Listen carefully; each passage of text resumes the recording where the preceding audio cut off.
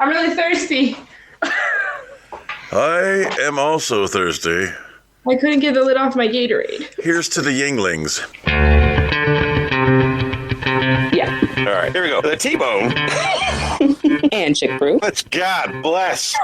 All these years, just get it right one time. What do you want from me? 40 years they've been trying. You couldn't fire somebody if they were horrible, doing a terrible job for the veterans. And now you can say, you're fired. Okay. No one listens to radio. And now for a quick disclaimer. The T-bone And ChickBrew. show is brought to you by nobody. We have no sponsors. The show is still rated G. For glorious. To be fair, the T-Bone and ChickBrew show on AFN was not the first time I've ever been fired as a volunteer. It is, without a doubt, the most remarkable time I've ever been fired as a volunteer, but not the first time I was ever fired as a volunteer. I will say, I saw Chief Lon talk the other day, and yeah, he brought it up. He's like, I fired you. I was telling Doug, he's like, yeah, I fired her. I was like, dang. Chief The one time- Longtuck? Yeah, the chief from down at AFN. Uh-huh. And he was proud that he fired you. Well, then it occurred to me, like, if you're in the military, you don't really get to fire people. Nobody gets fired. Everyone gets promoted. That was like, Screw up, that move was up is the kind way of saying that.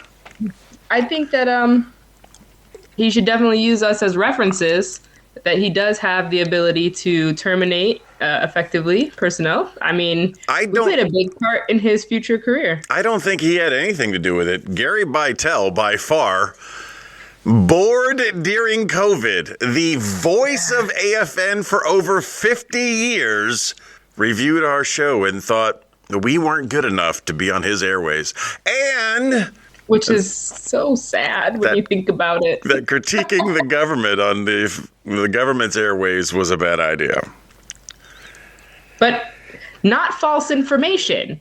Nothing we said was false, absolutely. And the more and more we find out, many of the things I have said over the years since COVID began are also not false. Thank you, Elon Musk. Still driving a Tesla. Are you getting one too? I am not. I will never get a Tesla because they are horrible for the environment. But I cannot shame the man who owns the company because he's doing a fantastic job. The most, how do we say this? Oh, no. How do you say this? He is a champion of free speech. Yeah. So, yeah, I think we could have gotten away with saying that. But I understand you don't want to be associated with me because of our history, whatever. No, I agree with you there. Yeah. He is doing things that, were supposed to be done by this thing called the Fourth Estate. This thing called the media that's supposed to, investigate these things, that's supposed to report on these things. The Fourth Estate is what keeps the other three estates in check. Yeah, but and they weren't doing their job. No one is gonna do that. Brought to you by Pfizer. Yes, they have failed miserably. I am glad the corruption is being called out, and I will personally attend Elon Musk's funeral when he hangs himself. What? Well, I mean, those that speak out against the deep state generally don't have a good ending. I was so confused. Yeah, there was a really good reporter who got mugged in Washington, D.C., but they didn't take anything. They just killed him. Yeah, there's always... Who's that, Breitbart? I think that was Breitbart. Andrew Breitbart. If our virtual engineer was doing anything other than taking a nap, she'd be able to check that. My favorite other ones from Russia, where it's like businessman fell from roof. Yeah, a guy who's got everything going for him jumps off the top of a 29-story building. But they're never reported as jumping. They fell. They're also never reported as being pushed. Inexplicable accident. I think it's very easy to explain. The TV show, I think it was a Netflix show. It starred the It starred Robin Wright, who I love in so many ways. Robin Wright was the Princess Bride. She was Princess Penelope or whatever. And she was in another thing that I didn't connect with Robin Wright. Oh, she was in Forrest Gump. Jesus, I was in Forrest Gump. She was in Forrest Gump. So Robin Wright was in The Princess Bride. She was in Forrest Gump. And she was on this other TV show. It may have been a Showtime show, but it was about politics in D.C. House of Cards. That's right. Now, if we could just find a way of the virtual engineer sending us information without it making noise. I like it. Look at me. I'm so smart. Bling! I just came up with this information. I love it. It's like a little gift. It's like a light bulb moment. That's the light bulb sound. That wasn't the question I put out to the virtual engineer. That wasn't the first question I put out to her. So Robin Wright and the guy who likes to touch men's penises without permission, Kevin Spacey. No, not Kevin Spacey. He probably does it too. No, you're right. It is Kevin Spacey. Is it? Yeah. Yeah. And they did a really good version of what inside politics is like in a way that no one's ever done it before. I remember. I never watched it. It's a good show. I don't know why you refuse to watch the good stuff.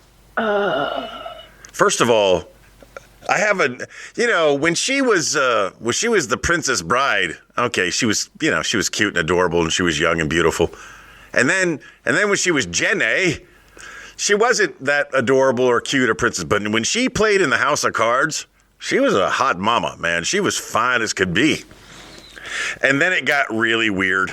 Really weird, and then it wasn't attractive anymore. I remember when that show was like all everyone was talking about. It was a good show. He was winning a lot of awards. It was out there doing stuff. Yeah, and then without permission, he decided to put his hand down another man's pants. You have to get consent. Consent it is all about consent. You gotta get consent. So important. I have been so trained, because my affiliation with the United States Navy over the past 35 years has done nothing but train. I cannot have relations with my wife without express written consent. She got to consent, man. You have to. And it's so funny because it's like everything, right? Like things that, like sometimes when I'm like around people that have never been in the military, they'll like go into like get a string off of you or something. You're like, whoa, what are you doing? Did you just put in the military? You don't touch. They're like, hey, you got to think. You want me to get it? Do you want me to get it? Your collar's all jacked up. We said it for years. Do not touch anybody. For the most part, it works really good, but occasionally I'll say something, and just my the sound of my voice pops it. And it makes that pop, and it drives me nuts. Is this one better? So far. The Book of Everything. Oh, no, it's there. It's there. I don't... when you have a soundboard, a mixer, and I'm just doing a rough guesstimation, there are probably 50 dials on this mixer. And I only use one channel unless I have a guest in the studio. And I don't know what I've done along the way that makes it pop as much as it does. Well, I just did something, and it sounds better. Does it sound good to you? I don't hear the pop, so. Remember the days when you did all the hard work and I just came in as the personality? You did everything. And now I contribute nothing. So I don't even have personality. I just sit here. I did everything. And I mean, you did everything. And I only showed up. And now it's completely role reversal. I do everything and you just show up. And that's barely, if ever. I am winning. I was doing the work when I was getting paid, and then I was getting volunteer hours, and everything was good. Now I still don't have a pay, so I am committing myself to releasing an episode every Wednesday because I have to put it in stone. I have to say this is what it's going to be every Wednesday, new episode, because I love you, but you're a little flaky. Yeah, that's me. Yeah, and if I have to do it alone, I do it alone. But I have to do it, and this puts the onus on me. So we record an episode on Sunday, like last week, and it took me until Friday to get it out because, nobody cares. No big deal. No, don't worry about it. I go in, I play Call of Duty, and I do other things where I should be concentrating on this. So that's my new edict. Every Wednesday, new episode with ChickBrew or not, but preferably with ChickBrew.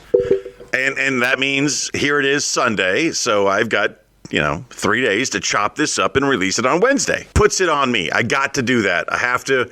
Every Wednesday, new episode of the LUNSB show. Period. That'll sound better when I cut out the silence in between period.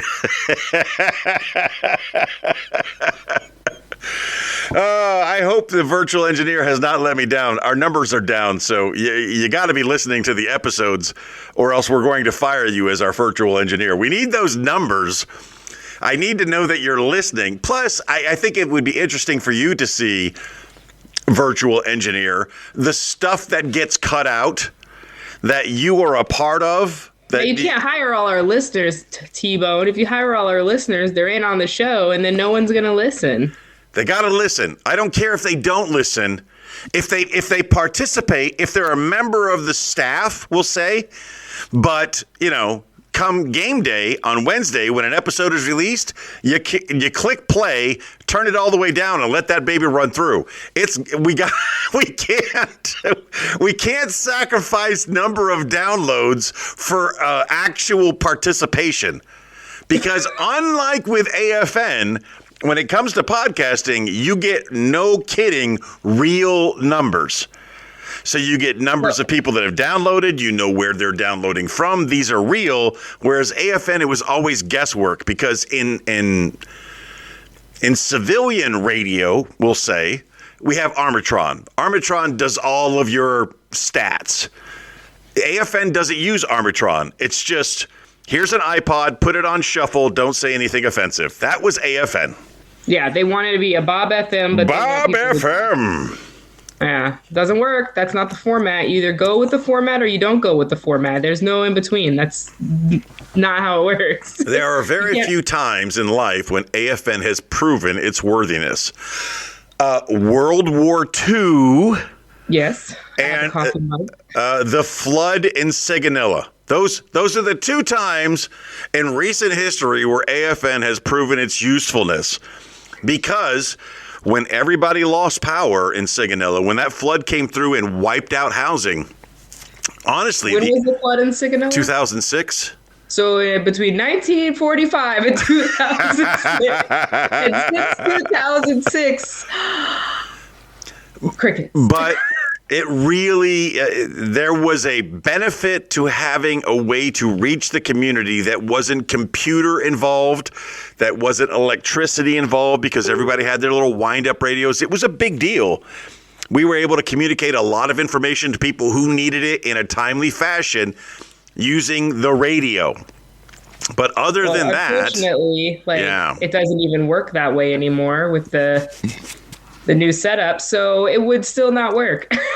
It would be even less useful today than it ever has been, because you'd have to be able to connect to get to the streaming, and that is questionable at best. And so most people run off of Wi-Fi because they don't have numbers, so they wouldn't even be able to get it. For those people, and I think my friend Carey Kellogg was a victim of the flood. He's also a listener of the show. He's a great fan of the show. I think Carey was a victim of the flood, and I think Carey, along with some other people, were actually listening to us on AFN using the wind-up emergency radios, because there was no power.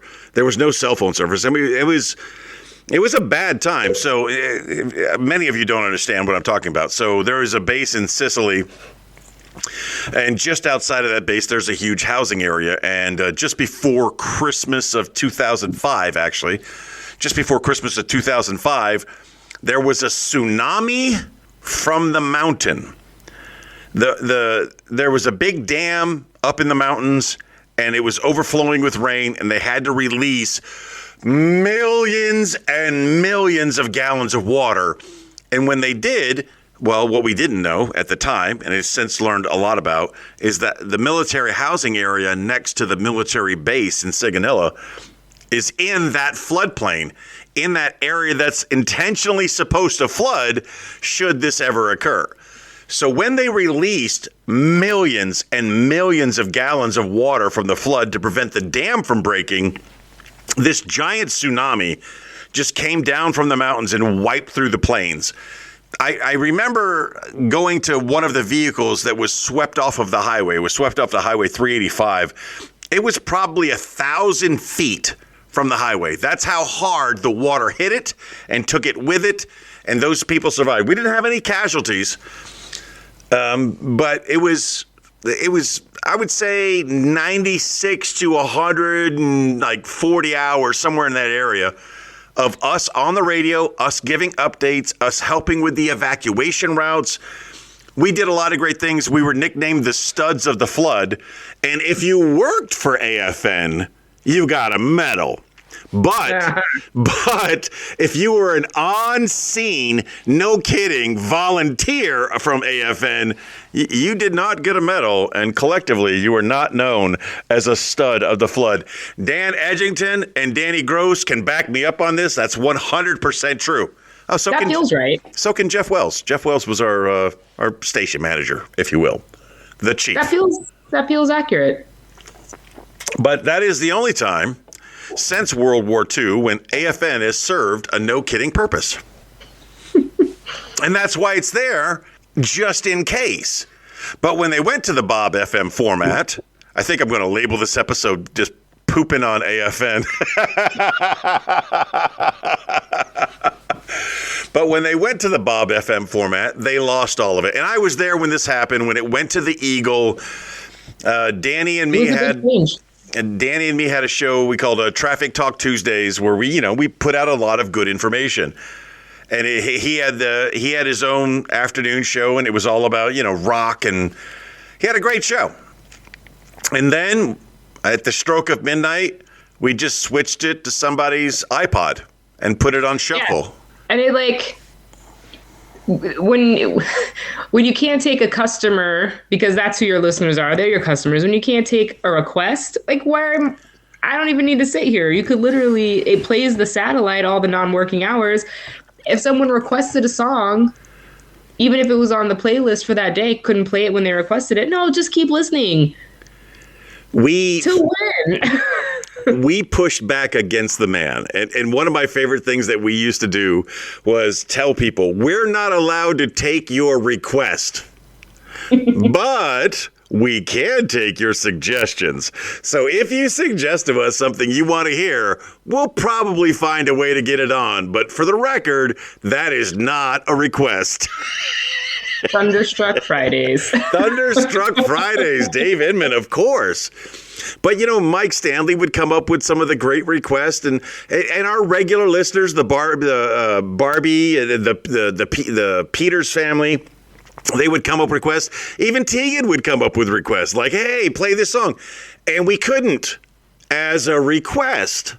But, if somebody suggested something. There's just so little in life where you can ask and receive. And I feel like when I was in school, growing up, I was a big radio person. I literally would record my favorite morning show. I'd listen to it up until I had to go to get on the bus, and I'd throw that blank cassette tape in, and I'd hit record, double-sided recorded. Jim Garrison, Sarah Trexler in the morning. That was 20 some odd years ago. That's what got me into radio. It got me into radio and I remember I would call, and you call your same DJs all the time, and you'd ask for a song. Hey man, how's it going? Da-da-da-da. It's not like we were best friends, But they knew to expect a call. But they were, so it was so fun for me because I was just like you. And like most people, you got a radio station, they give you their phone number, you call them, you make a request. And the people talk to you nice because they're also in customer service. So you got this rapport going back and forth between you and the news, the radio people. And then one day I was like, hey, can I come there? Can I just come and see how you do things? And I started my first internship the same day. I went down to the radio station and I was like, I really want to do this in my life. And how do I do this? And they started talking to me and they were super cordial. And then they let me take phone calls and do a bunch of witch work around the office, you know. And that's where I got started, whether it was WZAT or whether it was WSOK, going back in time. Yeah. So that's how it started.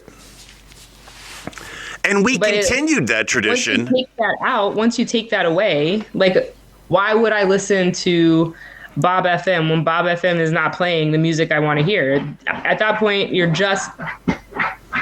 Well, that's the thing with the LUNSB show. We are responsive to our listeners' needs. When you guys say something, we listen. When we propose something, we accept your answers. Currently, there's a thing on the website or on the Facebook page, which you could find by searching the hashtag LUNSB.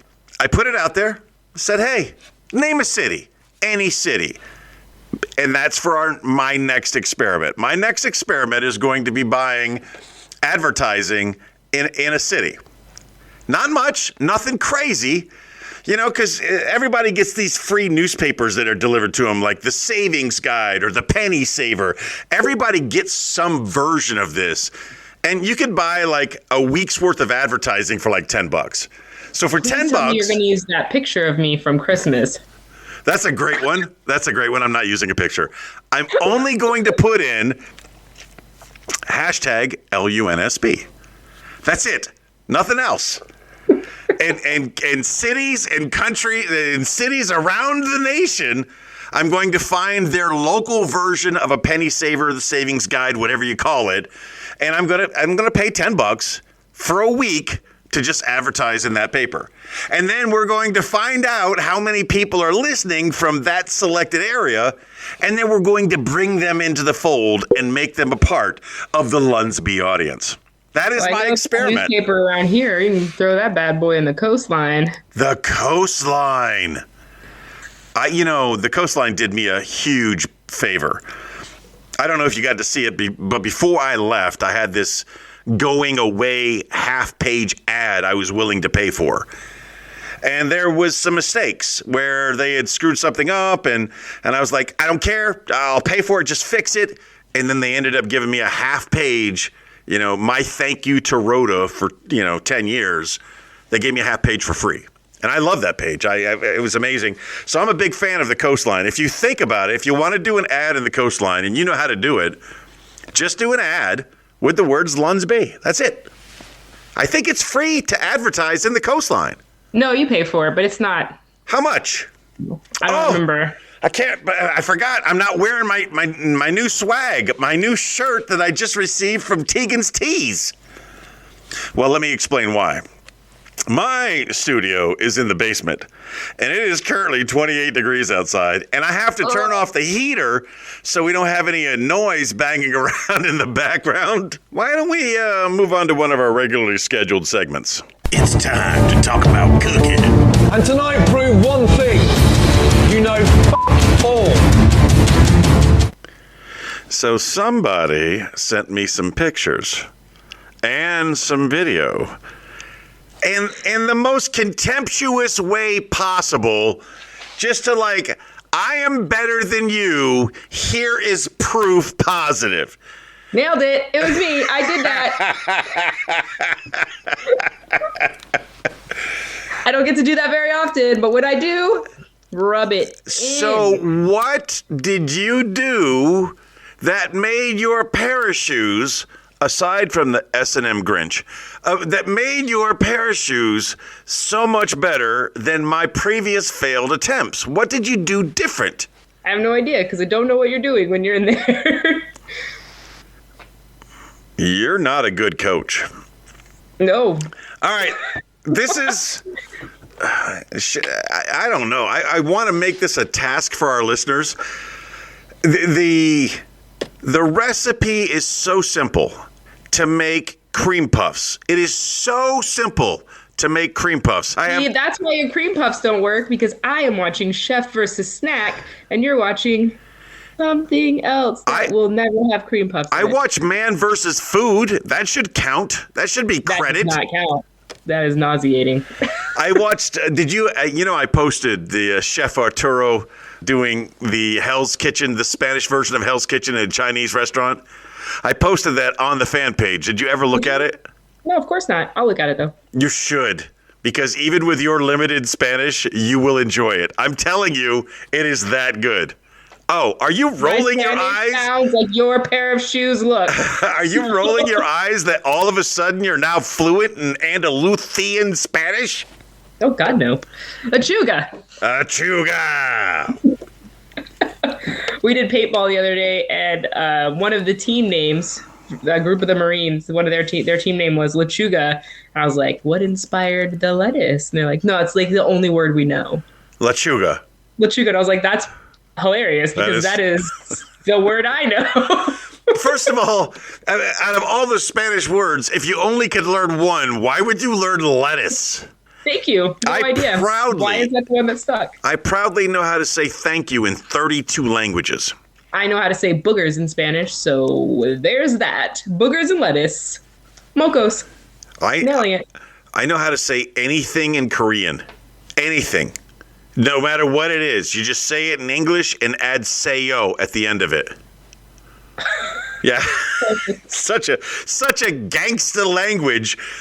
I went to a Korean restaurant recently. The wife actually took me to a Korean restaurant recently after a particularly hard week. She wanted to reward me. God bless her. And I was trying to remember how to say it was delicious. And I got close, but I wasn't close enough. I said "ninasee," and she replied with "ninaseo." I was like, oh, of course it's got "seyo" at the end of it. What was I thinking?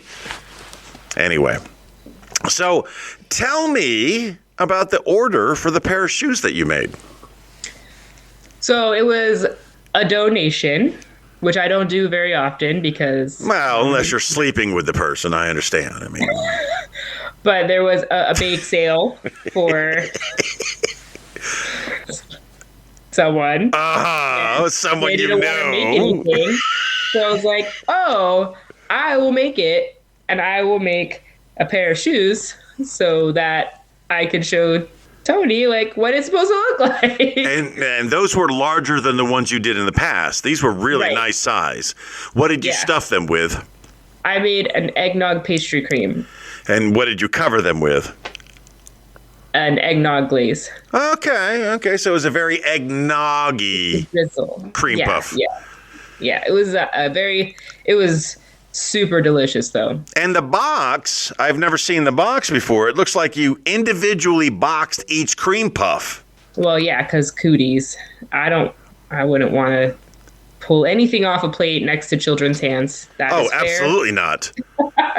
Everyone, I think about all the people on base that have been insanely sick. Where did you pick up the boxes?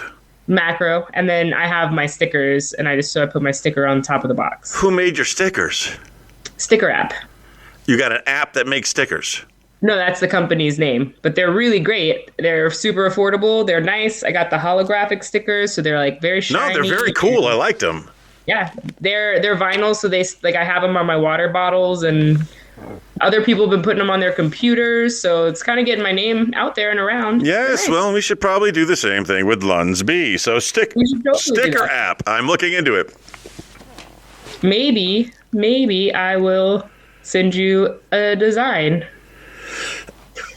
in PNG format, so you don't have to do anything. That'd be nice. That'd be like participating. You mean for our show or for your business? For our show. I already did my business. Here's a sticker. Go ahead and just upload this and make 1,000 of them. I'm like, what the heck? A durka. No, they were really fast. Like I got them pretty quick, maybe like in 2 weeks or so. it was good. Okay, I'm looking forward to seeing that. By the way, virtual engineer, if you know anybody, can you go ahead and put an order in for another extra large? Yes, and can you make Hump Day bigger, like a wider font? And you know what? If you do that, throw in another XXX. You should be getting yours soon. The ones I have now from Teagan's Tees, using the discount code LUNSB, I got 25% off on all my orders, of course. But using Teagan Tees to make the Hump Day shirt, every day is Hump Day. People love this shirt. So the more I wear it, the more people want it, and the more orders that come in, and we just ship them straight to Teagan's Tees and give them out as they come in. Not a bad price. So I will be modeling that in a picture that I will upload on the page. So when it comes to talking about cooking, all we really did was barely touch on the beautiful cream puff pastries that you made with an eggnog filling and an eggnog glaze in individual boxes with a hologram sticker on top of it. I'm making Korean barbecue spare ribs tomorrow, and that I am excited about. I feel like I would be disappointed if I ate your Korean barbecue spare ribs. Probably. Yes. But I mean, I'm doing it. I'm pureeing the pear and everything. I'm not buying a bottled sauce. I'm going for it. Okay. I'm also making Viking's blood this week. I famously make an amazing version of Korean fried chicken. That goes to the wayside. Let's talk about Viking's blood. What in the heck is that? It's cherry mead, but because it's got cherries in it, it comes out super dark red, and that's the kind of drink where you just wanna get it in a good mug, and you want to throw it in your face, and you want to pretend like you're drinking it, but intentionally just letting the redness just roll down your face, and like just like that. I want some cherry mead. I want some Viking's blood. Make me some Viking's blood, send it to me. When are you coming back over this way? Just come back over this way. If it was only that easy. Well, not knowing where we're going to go next, I recommend we throw up the old-fashioned Wheel of Destiny.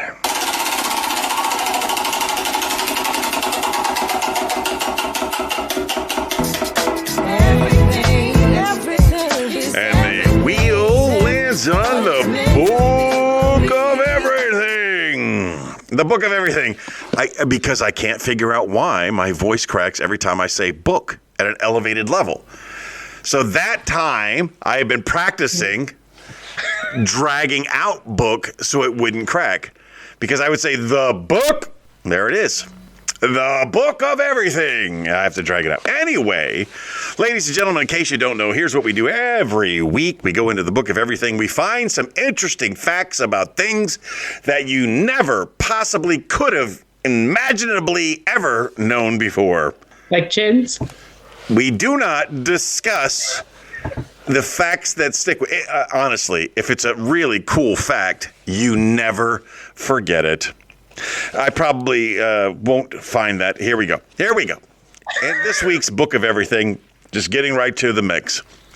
Humans kill at least 100 million sharks a year, or about 11,000 an hour. What? 100 million sharks a year. I am shocked, one, that there are that many sharks in the ocean for us to be killing that many sharks, and disgusted that we are killing that many sharks, and then also terrified to think that if we weren't killing that many sharks, how many sharks there would be in the ocean. And I will stay firmly rooted in the sand from now on. Thank you. I am not a fan of sharks. Dimitri Martin has a great bit about how you deal with sharks, especially if a shark is on land, you're not afraid of a shark, but if a shark and you are in water, it's a different story. 100 million sharks a year is an incredible number. That's a huge number. I would like to believe we're at least eating them. The last shark I caught was a bonnet head And again, if I go fishing with my friend Jack O'Brien. Because you have daddy issues. Because I got daddy issues. And I caught like a 35-pound bonnet head, and it was beautiful, and it was delicious. What does a bonnet head look like? In my head, I'm like, it's a blue bonnet attached to its face. What does a bonnet head look like? Yep, it's got a blue bonnet attached to its face. Attached to its face, yeah. I believe it's a bonnet head. I don't know, black tips. We've caught black tips. But we're nowhere near 100 million sharks a year. We're like 4 in like 20 years. That's how many sharks me and Jack have caught, collectively together at least. All right. I'm going to move away from that category, go to a different page. Head. Oh, yeah. No, I see this. I see the shark. A shovel head and a bonnet head are the same thing, right? Yeah, no, that's what it said. I was looking at it, and it was, yeah, no, I'm good. I'm good. All right. Well, we're going to finish off on a lighter note. WTF is the acronym for the World Taekwondo Federation. That's right. Every time you've read that in somebody's text message, they were just talking about Taekwondo, you dum-dum. Well, that makes some of those messages make a lot more sense now. WTFAF is the World Taekwondo Federation Air Force. That's not a thing. It can be. No, it can't. We make this up as we go. Way too violent for the Air Force.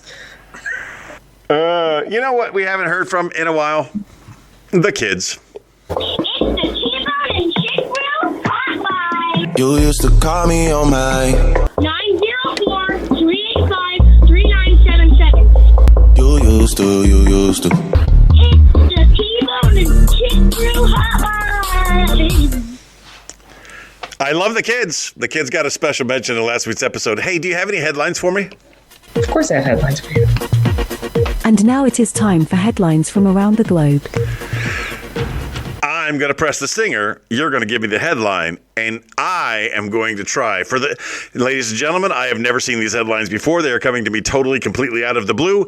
I am going to do the best I can do to make them at least mildly entertaining. Remember, on the LUNSB show, all we promise is 1 laugh per hour.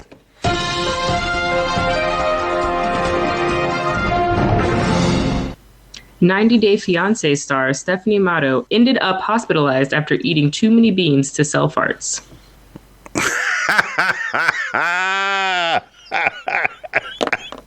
This is a classic example of how stupid we as a people have become. How do I say this without being vulgar? Yeah, we still need our bidet sponsorship. If don't ruin that your for me. Body bidets is so fine that people are willing to drink your bathwater or smell your gaseous eruptions, you don't have to actually give them your bathwater or gas. You can just take a mason jar and put a freaking lid on it with the normal air that is around you and say, best wishes, love, Phoenicia or Laquisha or whatever the heck. What was her name? Moesha? No, it was Stephanie. Her name is Stephanie. I honestly can't think of Stephanie's farts that I would ever want to smell. I've never met a Stephanie going like, oh, definitely, I definitely want to smell your farts. I could not. So she must be banging. $50,000 a week. Selling farts. Making farts. Well, I'm sure she was smelling them. Now think about this, though. You're so beautiful, you can sell your farts online. That's how beautiful you are. Now, do you want to give somebody an actual fart that stinks? Or do you want to give them like a pellet, a flower in fragrance, like this witch got the sweetest smelling farts I've ever smelled in my life kind of fart? Yes. And if you're selling bathwater, because, bitches be selling bathwater. Witches be selling bathwater. If you're selling bathwater, not that I purchased any, but you don't want actual, nasty, you ain't washed in a week bathwater. You want, like the most, like something from a glacier, like something amazingly, only something to further enhance your business. Could you imagine going to Taco Bell and just buying like a 6-pack of burritos and just ripping them into a mason jar and sending them to your fans, and your fan opens that up? What's your fan going to say? This is nasty. I no longer want to buy this product. I think that what we're missing here is this is an opportunity. We put some of Teagan's vital stickers on some jars, and we offer it up to the fans. If you are interested in buying, I guarantee you. T-Bone's Toots. I guarantee you. T-Bone's Toots are going to be the sweetest smelling farts you've ever possibly imagined. If you want to buy. Stocking stuffer size. They come in a condo pack. I have the ability to give you different flavors. I will give you the sweet nothings or the revenge bombs. Like you want to send this mason jar to your evil enemy. I can make those, which would be my real ones. And then if you want to, embrace the beautifulness that is me, those would be the fake ones. It's probably the best headline you've ever given for this segment. Do you have another one? I do. I'm torn between two.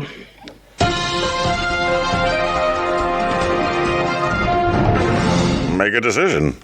Alleged mad pooper spokesman says pooping in public is a First Amendment issue. No, and no. Pooping in public is not a First Amendment issue unless you're eating like Chinese fortune cookies before you poop, and you're pooping out the entire fortune as your First Amendment. No. Oh my God. It's easy. I want my bidet.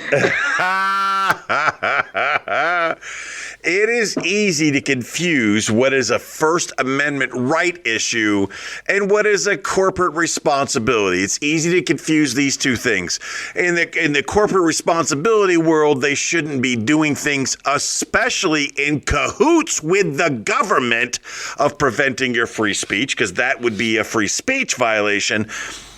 But when it comes to pooping in public, Jess Howard, I can only think of you anytime pooping in public comes up. This man could poop anywhere. He was a pooper. He probably still is. He's a pooper. I respect his ability to do that, because he would do it most of the time as a means of protest, which makes me think, maybe, holy cow, in the course of 10 seconds, I've reversed my opinion on pooping in public is a First Amendment issue. Because nothing makes a statement like pooping in public. Like if you could get a picture of a politician that you hate and lay it down in front of a line of protesters and walk up there and squat and just blow it out on top of that picture, that is 100% a First Amendment protected idea. 100%. You think about people who've pooped in public and have been famous. Bert Kreischer, when he was running for student body president of University of Florida, maybe, or the other Florida. But that's all he did. He just walked up on stage and he pooped inside a pizza box. Oh, that's art, man. If it's art, if it's expression, it's covered under the First Amendment. I cannot believe I changed opinions on that quickly.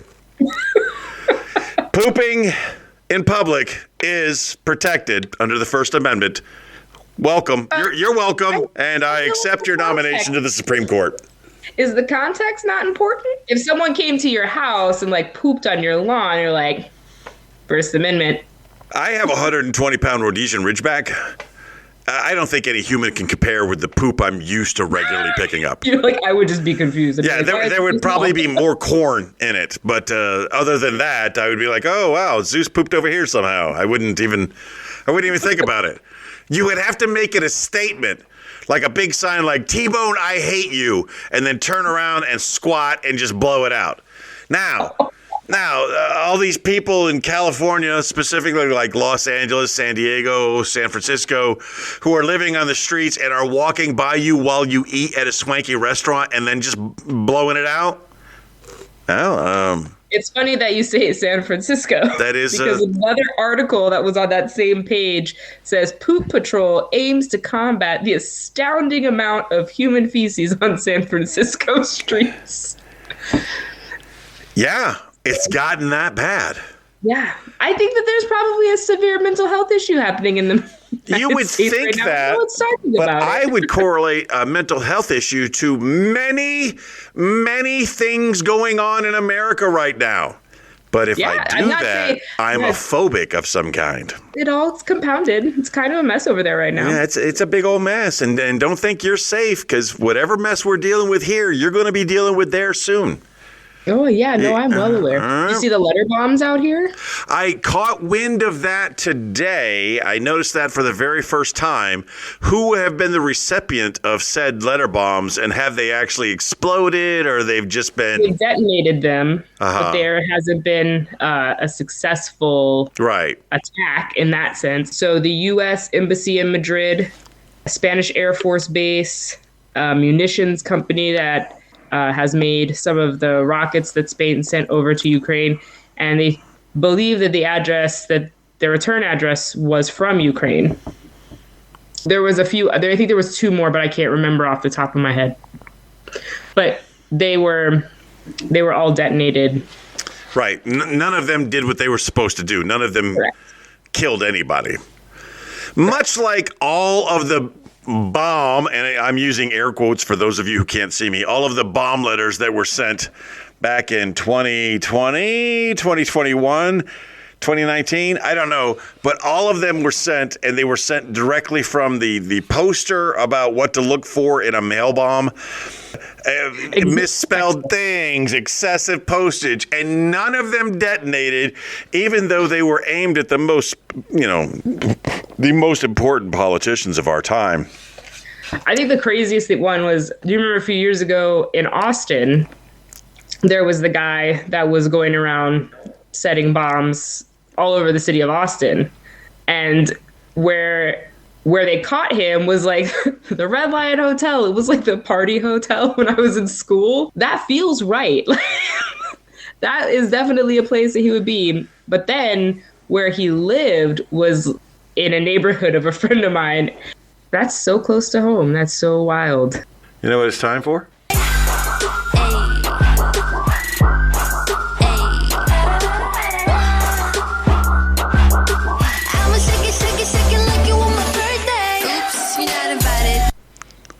It's time for a birthday boost. This is the episode that we do every week to remind all of our family and friends that they've had a birthday, and we want to wish them the birthdayest of birthdays. That's what we do. If you're a regular participant about the show, or if we have a deep place in our heart for you, you get this thing we call a birthday boost. Christina gets 2, I get 2. And if you don't quite meet the requirements of a birthday boost, you get an honorable mention. And should you believe you should have gotten a birthday boost, but did not get a birthday boost or an honorable mention, on the super rare occasion, we will make a special video just for you. But I don't like doing that, so let's not do that again this week. As always, ChickBrew, you go first. Who is your birthday boost? My birthday boost is Maria Eason. She is the better half of my coworker, Carleigh. I don't know how she did it, but she produced 2 sets of twins. I don't know how she's surviving, raising babies 2 at a time. It's amazing. She's just good. She's a good person. I don't get, you know, when you have like a coworker that you're really good friends with, but then their spouse is also awesome, but then you never get to see them because of the other person's always at work. It's that situation. What is her name? Maria Eason. Can we give Maria Eason one of my access security cameras? Because I have been fascinated lately on TikTok, on Instagram, and on YouTube with like little twin babies being filmed on night vision cameras and the things they do when no one else is watching. And it was just this giant hug fest between these twins one night. Oh, I saw that one. Oh, come on. And then the twins that, which would be more along the lines of my brothers and me, the twins that jump into each other's crib and then smack the snot out of one another and then jump back in the other crib. I have excess cameras with night vision. I will donate them to her if she will just provide me with footage of incredible things that twin babies do. You'll have to talk to her about that. I'll ask her. Let me see how that would work. Hi, you've never met me before, but I would like you to install a secret camera, and I would like to watch your children as they... It's not. There is no way. Yeah. You talk to her. It sounds way better coming from you.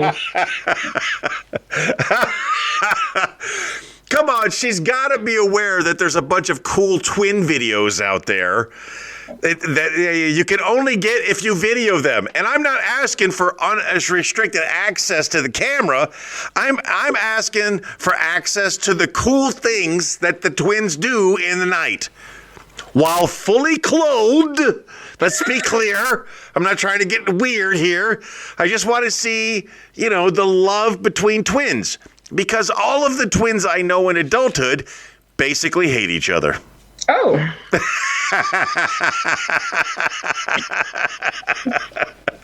That's not true. It's actually rare for twins to hate each other as much as they do.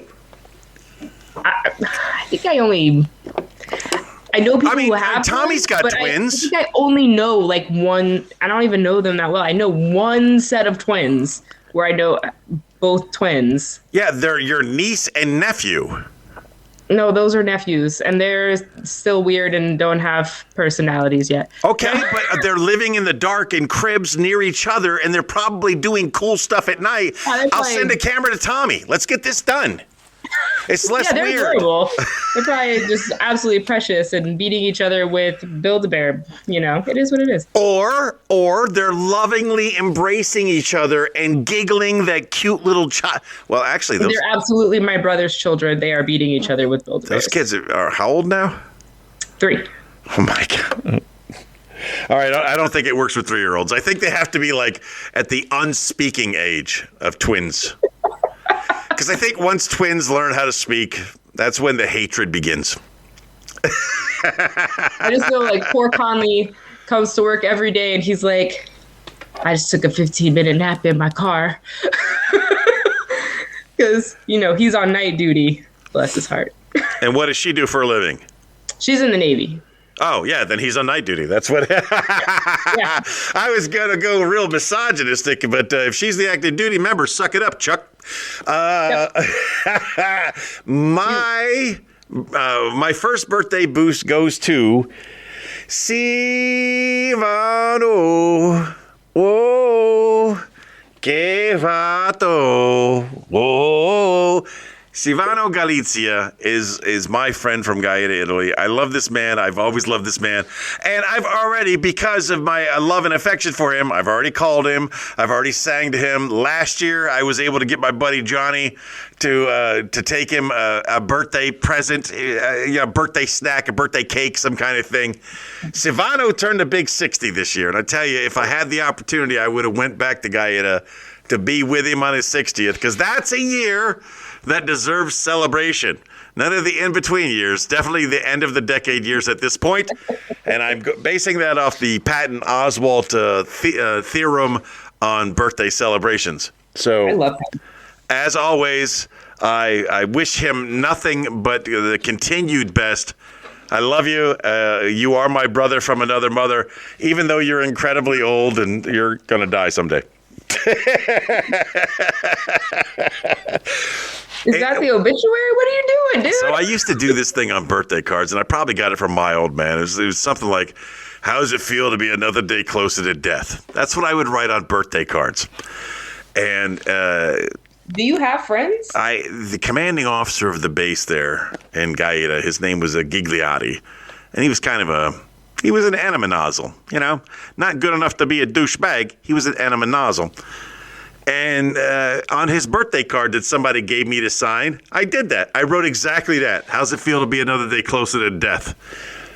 And then someone's like, do you really think that's appropriate? I don't give a two smacks if it's appropriate. This is what I write on everybody's birthday card, and you ain't special. This is what you get.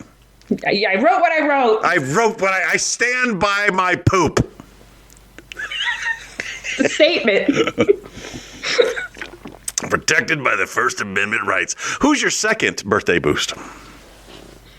My second birthday boost is Becks Rosenbaum. Oh, really? Is it her birthday? Yep. But you got to say it sassier than that, because Becks is... She is very sassy, isn't she?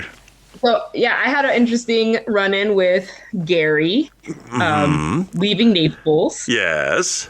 And Becks was kind enough to give us a ride back to Puerto the other day, making her some cupcakes for her birthday. She said, I'd like 4 dozen. So there's that. But yeah, no, Becks has actually been really amazing in helping me with my business. Well, you know, they were both listeners of the show. Do they know we're doing this? I don't know. Well, maybe now is a good time to introduce them to us. You know what I'm saying? Because I love them. They love us. Let's make this happen. Let's put this thing together. Happy birthday, Becks. Wait, so much so, she gets one of these. Right? Absolutely. She's totally they're great people. I love them to death. And they love us, so they should be listeners. Plus, she's like one of the few British people I actually like. Is it a short list? It's getting shorter and shorter. The more I was fascinated by British people as a young man, but the more I get to know them and the more I know them, the more I'm like, no, I don't like your behavior at all. You are wildly inappropriate. Coming from you, now I'm scared. Yes, that really only applies to one person. And it's okay. That person doesn't need to be mentioned. Doesn't deserve the satisfaction of knowing that I am talking about him or her. Do I know this person? Of course you do. Yes. Yeah, okay. Just making sure I wasn't like super lost to the sauce. No, you know exactly who this is and you know the history. Anyway, it's time for my second birthday boost. And this one goes to another 60-year-old. Jeez, man. That means you're old. I know a lot of old people. That means you're an old person. My buddy, Senior Chief Retired Engineman Karl Kubasa just turned 60. And I was thinking about this today. There's a lot of things I think about along the way. I'll talk about one of them in a second. But Carl is married to an Angie. Jack is married to an Angie. And Dennis is married to an Angela. One of the few people who's named Angela who hates being called Angie. Huh. Yeah, because I remember singing the song, and she's like, no. I'm like, what? It's just a song. I'm not even singing about you. I bet you thought the song was about you. Angie. Now, I want to tell you, I'm kind of proud of myself. I did both of my birthday boost from memory. I didn't have to cheat. But when it gets to my honorable mentions, with the exception of one name I can immediately think of, with the exception of one name, I'm going to have to actually go to Facebook and ask for a little assistance here. So, who is your honorable mention? Honorable mention, Charlotte Bordeaux, who was my 4th grade teacher at Jack and Darby Elementary School in Sasebo, Japan. Ivy Ronson, and do you think her real name was Bordeaux? Do you think her real last name was her married name? A her great husband wine? That's what's on his uniform. And I thought it was great because I was brewer. Brewer and Bordeaux, yes. Yep. And then Crystal Saxton, who was also a very big listener of ours when she was in Rhoda. Her and her husband. How do we get them back? I have no idea. The one of my first honorable mentions is funny for me because of this. Vincenzo Termini is my friend's father, and over the years, me and Vincenzo have become friends on Facebook. And it is very same relationship that I have with one of your friends that. That you apparently got jealous about. I'm not sure how that went down. When you found out that me and your friend Tony have become friends. Like, I was like, what are you two doing? Well, no, I was confused because here's the thing is, you're very different, but you're both very funny. She's lovely. No, she is an absolutely amazing person, but I know her from before I joined the military. She's like out in California doing amazing stuff. She's got amazing artwork, an amazing cook. She's awesome, right? So when I saw that you had liked something, I was like, oh my God, two amazing parts of my world, and I didn't even know. I wasn't jealous. I was excited because I was like, oh, well, I don't know if Sony's done stand-up, but I wouldn't be out of the realm of possibility in my mind for her because she is, again, she does music, she does food, she does art, she does everything. And I was like, well, maybe they came across each other doing stand-up. You're in the Navy, you're out in San Diego or something, and you maybe cross paths. So I was just like, mind blown. It was fun. So I don't know if you saw the back and forth. She sent me a message. She's like, it wasn't a message. I think it was a posting. It was like, I don't remember how we know each other. And I was like, well, aside from the common denominator that she's both of our friends, that's probably it. But I think I started off with, how do you not remember me? We were engaged for like 5 years. So your list. So Vincenzo Termini is mine. I already mentioned. You said Carleigh. Did you mention Carleigh Gregory? Nope. Oh, Carleigh. She gets a Chris Meldrum, Ricky Antonio, Tony Lasavicious, Tony Vegas, Mike Ensign. Yeah, I'm going to tell you about Mike Ensign. He's still living in Sicily. God bless him. I love him to death. And for his birthday meal, it's just simple pasta. It's simple. Look like something, the bigger spaghetti. I forget where the bigger spaghetti go. The capicelli is the smallest spaghetti. The spaghetti and the fettuccine. Maybe it was a fettuccine. It's just a simple it's a bowl of fettuccine Alfredo that I'm sure his beautiful wife made for him, and he was appreciative to have. And that was all he needed to post for his birthday. And our friend, man, a lot of repeating names this week. A lot of Tonys and Travis Bailey. If you remember, recent winner of an Indian 2023 motorcycle while he was in Sturgis, South Dakota, was on the show, as he was winning that prize. Travis Bailey is also celebrating his birthday. So there you go. That's all of my birthdays, all of my honorable mentions, all my birthday boosts, all of my honorable mentions. It was a great week for birthdays and story time and telling and enjoying each other's company. And this episode will be posted by Wednesday.